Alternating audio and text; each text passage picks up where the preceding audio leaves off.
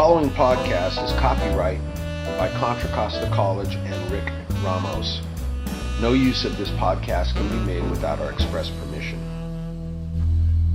Welcome to Administration of Justice 223P, Cultural Issues and Community Policing. This course counts as part of the core group of courses you must take in the major of Administration of Justice, or it can count as a cultural pluralism requirement for the associate's degree. If you have not done it yet, make sure you listen to the introduction lecture.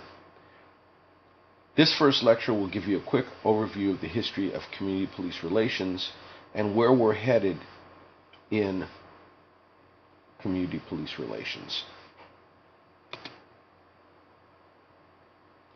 References that will be cited in this lecture include Peace Officers and Standards Training, Learning Domain, Number 3, Community Relations, Criminal Justice in America by Cole, under Thompson Publishers, and my personal experience.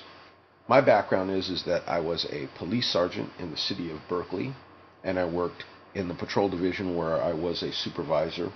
I also worked as a patrol officer, a detective, and in many different types of investigative assignments. First, let's look at the roles of the police in society. We're basically going to talk about a number of different areas: order maintenance, crime prevention, public education, delivery of services, and enforcement of the law.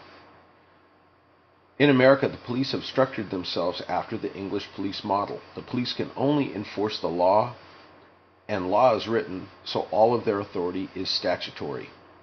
Even so, the police have to maintain a safe and productive environment for us to live and work in. They're responsible to make sure that we are able to enjoy our rights. Our society lives with what is known as a social contract. Think of this contract as a balancing beam with personal rights on one side and the rights of the public on the other. As an example, if you have the right to listen to music at a reasonable level in your home, but you don't have the right to listen to loud music at 3 a.m. when it would disturb everyone else who's sleeping. That would violate their rights. In the same way, you cannot steal or injure another person. When this happens, someone has to stop the deviant behavior. They must also come when you call them for help, and they must be prompt and enforce the law in a fair and just manner. They must give you good quality service. In order to carry out these responsibilities, officers should adopt a proactive approach to developing a partnership between themselves and persons and groups in their community. Order maintenance means that the police must make sure that everyone is safe in their environment. They make sure that people are not walking in the street, driving fast, the kids are not loud or involved in dangerous horseplay. They may also ask individuals who they are and what they're doing. Persons in a community expect peace officers to ensure the safety of the members of that community. From an officer's point of view, maintaining order means taking actions to protect lives and property. From the point of view of the member of the community, maintaining order may mean ensuring an expected quality of life. Officers can take the following actions to maintain order in their community. These actions could include visible patrol to let the public see that they're out there as an ever-present force to discourage criminal activity. Maintaining the public peace, handling both private and public disputes before they escalate to disturbances that can cause problems amongst members of the community who would be at risk. They must manage civil disturbances. They must deal with opposing factions during strikes, demonstrations, and work stoppages in a manner that maintains the public peace without infringing on the rights of the individuals. Police also have a responsibility to help prevent crime. Usually police work in a reactionary mode means that they respond to the crime after it occurs. Police are required to patrol their area of responsibility to deter offenders, make arrests as necessary, take reports, and later participate in the legal process to determine if the offender is guilty or innocent. For the police to become proactive or to stop crime before it occurs, the police must deter offenders by police presence or by eliminating the root of the criminal activity.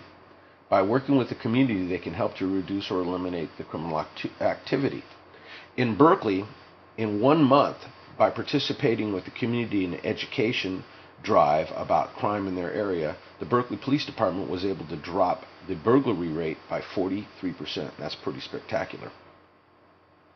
There are two approaches officers can take to preventing crime within the community. Again, it's proactive or reactive. You should know those definitions. Proactive approach, again, means preventing crimes from ever occurring. By adopting a proactive approach, officers attempt to eliminate or minimize crimes, related problems, and reduce criminal activity by reducing the opportunity, and they deter potential offenders. A reactive approach, again, means responding to criminal activity after it takes place. In order to prevent crime, the police need to meet with their community to discuss crime problems, solutions, and type of policing that will serve the community. This is done by educating the public about crime. Involving the public in discussions about how to prevent crime and participating with the public in how they wish to be policed can really improve the police-public relations. If you give the citizens on your beat the descriptions of vehicles or persons involved in criminal activity, they'll call you and inform you when they see these people. It establishes a line of communication, and they feel that they're involved in the process. When police officers participate in educational programs for youth and adults within the community, both the officers and the community benefit.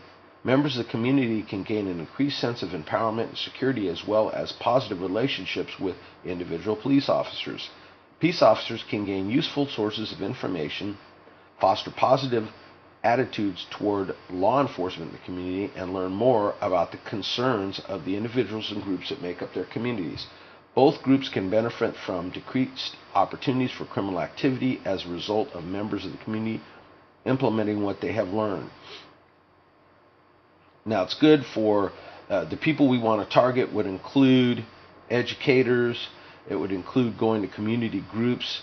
And you got to remember, the first step to providing service is to recognize that communities are made up of a number of overlapping groups. These groups can provide officers with forums to talk to people with common interests and needs. Communities are made up of families, individuals, neighborhoods, schools, elected officials, and local government agencies, including businesses and religious facilities, including churches and synagogues. And each part of the community may provide peace officers with opportunities for providing educational services and programs. Police are paid well for their services. Most police are earning between $50,000 and $100,000 per year in California. They must meet a minimum training standard, and they need to know what their job expectations are. They must be prompt, take actions when appropriate, and empathize. They need to put themselves in the shoes of the person they're trying to give service to. This is not an easy task, and that is why not everyone can be a police officer. The police must be prompt and professional. Again, my father has never called the police in his lifetime. In his early 80s now, he has claimed that he's paid well over $100,000 in property taxes, with at least 40% of that going to police services. He stated to me that if he ever did have to call the police, it would be a $40,000 house call. Should he expect the police to be prompt and professional? I would think so. Law enforcement agencies may need to prioritize their calls for service. As a result, non-emergency or lower-level emergency call responses may be delayed.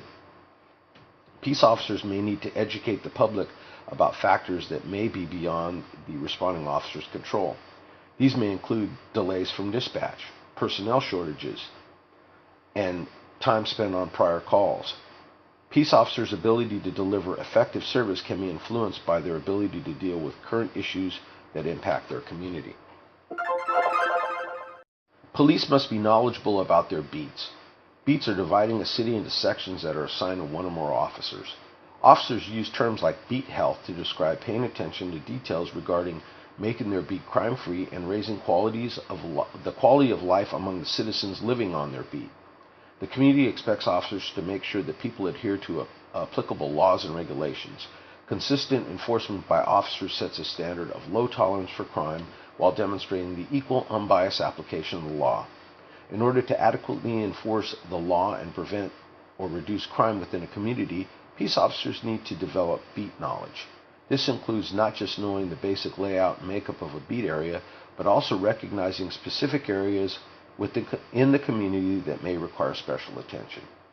Officers have a wealth of intelligence at their disposal. They have data and computers to run crime trend reports. Where I worked as a peace officer, we had a program called Land Tracks. You could go to the computer and it would show you where crime was occurring, and it could even try to predict where crime might occur. It could give you characteristics of offenders, including descriptions of cars and modus operandi, meaning the method of operation of that particular offender. The peace officer is paid well and trained well because he or she has to deal with many different groups. These groups all have different expectations about what the officer's job description is and how the officer should act in any given situation. If you were to ask different people what the role of the police would be, you would probably hear a number of different answers. From the community standpoint, they want the officers to respond to their every wish. The city council wants the police to not get in trouble so they can get reelected. The person involved in the incident wants the officer to do a good job and prioritize their issue or problem. The police department wants the officer to follow rules and regulations and act professionally. The officer's peers expect the officer to keep up with their workload so they don't have to do any extra work, and they expect the officer to come running to cover them no matter what. And the officer has their own individual viewpoint based on their training and experience. From governmental expectation, all levels of government, federal, state, and local, hold certain expectations of law enforcement officers. Their expectations include reducing and controlling crime, providing community service, enforcing the law, and reducing or eliminating civil liability.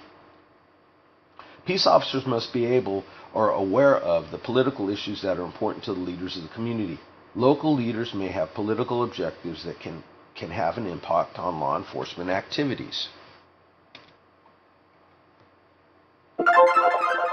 Victim and witness expectations vary, but generally people directly involved in a crime or critical incident have specific expectations of officers. Many situations are highly charged or emotional, and involved individuals may have unrealistic expectations of officers. Victims or witnesses expect officers to listen carefully, be sympathetic, provide information, and take necessary action to resolve the incident. Their opinions may be influenced by past experience, prejudices, peer influences, rumors, or their own emotional or mental state. Peace officers could provide a more positive relationship by treating people in a professional manner, responding promptly and courteously to all calls, trying not to let a bad experience on one call affect their judgment or performance on another, being sensitive to victim and witness needs or concerns, and controlling their own emotions. Now, an agency that an officer works with has its own expectations. Officers must be aware that the agency and departments that employ them also have expectations for their behavior. Most departments have a system of tracking positive and negative professional interaction among the public and peace officers. Some departments refer to the Public Performance Index, the PPI, as the tool that they do this with. Favorable community relations can maximize positive entries in this record, meaning that you get a number of citations from people who think you're doing a good job. An officer's peers expect technical competence and physical as well as emotional support. When they call for cover, they expect you to come running, and they expect you to take care of your beat so they don't have to do the work for you. Their attitudes may be influenced by the officer's education and training, the officer's use of interpersonal communication skills, and the preconceived ideas or stereotypes about the job. Peace officers can promote positive relationships by taking advantage of training activities and practicing effective communication techniques. The public evaluates police effectiveness by what they observe in their community. If there are 4 officers having coffee at a restaurant, it's going to be considered or assumed that they're loafing. Officers who are patrolling the neighborhood and contacting citizens are perceived as doing a great job. Evaluation criteria from members of the community may include a variety of factors. These criteria are a mixture of impressions and objective measurements such as response time, problem solving and conflict resolution skills, sensitivity to community needs and expectations, history of criminal activity within the community, goals of the community, active community participation, public education activities, cooperative problem-solving ventures between the community and the agency, crime prevention, neighborhood watch, recognition of crime problems, recognition of non-law enforcement situations like street repairs, lack of recreational facilities, lighting conditions, and understanding trends within the community, social, economic, and political arenas. Negative stereotypes, in some instances, of police may be influenced by their existence in the minds of some people. Examples could include that peace officers are unethical and engage in unprofessional conduct, accepting gratuities, abusing authority, adhering to a code of silence, are involved in officer brutality or corruption, or abusing publicly owned equipment, are unable or unwilling to handle service calls, or are inadequately trained to deal with situations for which and run into situations for which they are not prepared, or an officer's inability or unwillingness to apply trained job skills. Officers can help counter those stereotypes by considering their own safety and the safety of others at all times, by demonstrating empathy and being sensitive to the person's needs and concerns, by adhering to a law enforcement code of ethics or code of professional conduct, by holding themselves and peers to the highest standards in behavior and using public vehicles for public business only. Stereotypes can be reinforced by targeting certain groups, applying different standards of enforcement or assistance for different groups in the community, treating all people in a terrible manner, being insensitive, wearing sloppy uniforms or using inappropriate demeanor or body language, like acting tough to intimidate others. It would be better to adopt a lifestyle conducive to lifelong fitness, demonstrating pride in their personal appearance, controlling their temper and emotions, and treating others as they wish to be treated. When you think police, what stereotypes do you identify with them? Post a new discussion thread under Discussion 1 and list the stereotypes you have of the police. Look at what your colleagues write and comment on whether you think they're valid. Okay, it's important to know where exam questions are going to be coming from, so I thought I'd take a second from the lecture, give you a little rest, and talk about what you need to study.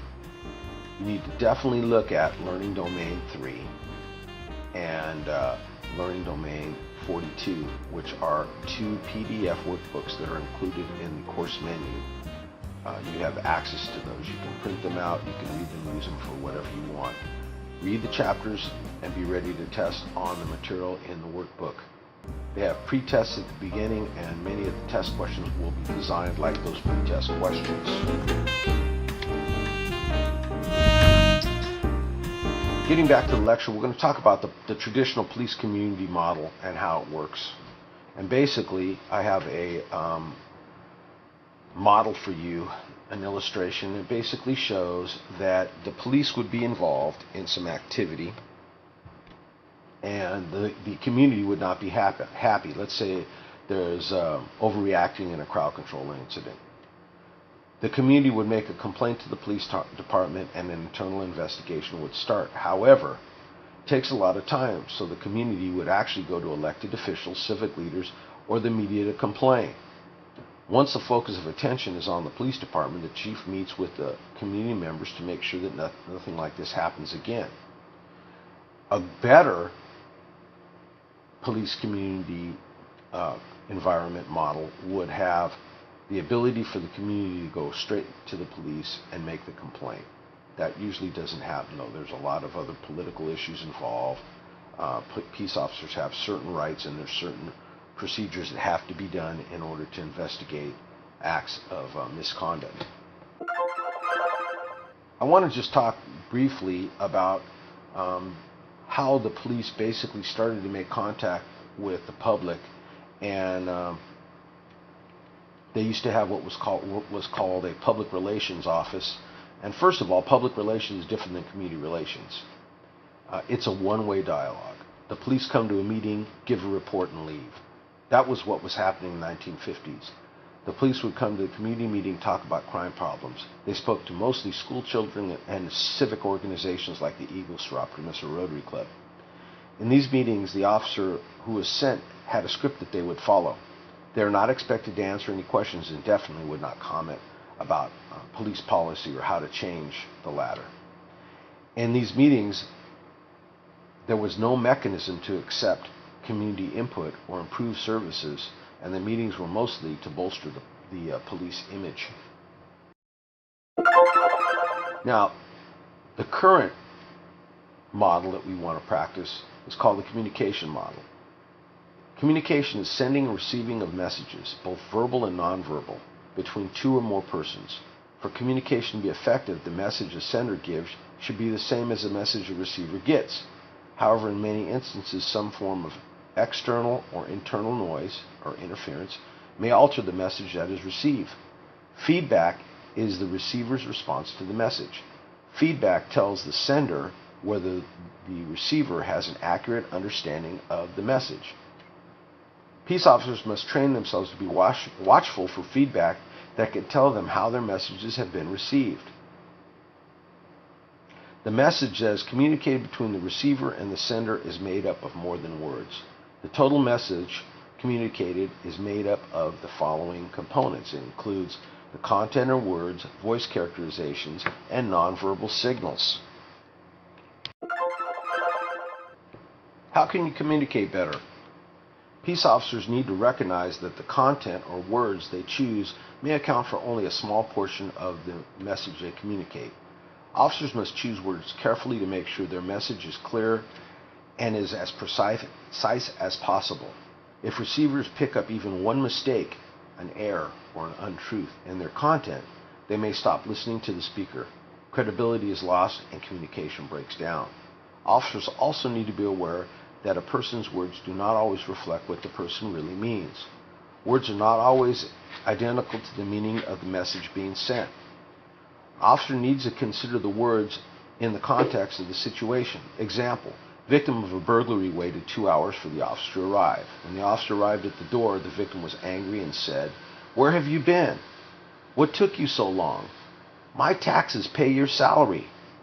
In this situation, the individual was really angry at the situation, but he ventilated that anger toward the officer. He was feeling personally violated, wanted help, and wanted his lost property back. It was important for the officer to respond to the real meaning of the man's message by placing the words in context instead of reacting to the spoken words alone. In the module entitled Effective Communication, we'll study MOAB, which stands for Management of Aggressive Behavior, and learn how we need to pay attention to nonverbal communication. Not only do we have to interpret nonverbal communication, but we must control our own and use verbal communication to clear up misunderstandings on readings we put out. Terms to discuss. In later lectures, we'll discuss police misconduct. For now, know that it includes committing crimes or abusing the public or abusing the public trust. A couple of terms I'd like you to know is, first is Custer syndrome, which involves ignoring the potential dangers of a situation and running into a dangerous situation without backup or a plan. Remember what happened to Custer. He thought he was attacking a few Indian women and children and rushed into an attack with over 1,000 Indian braves and was wiped out. Prejudice is a preconceived notion about a group of people. Prejudice could be good or bad. Cynicism is when you see the same thing over and over and it becomes overgeneralized with regard to stereotypes. You continually go to a trailer park to deal with drunks, so you begin to believe all people who live in trailer parks are drunks.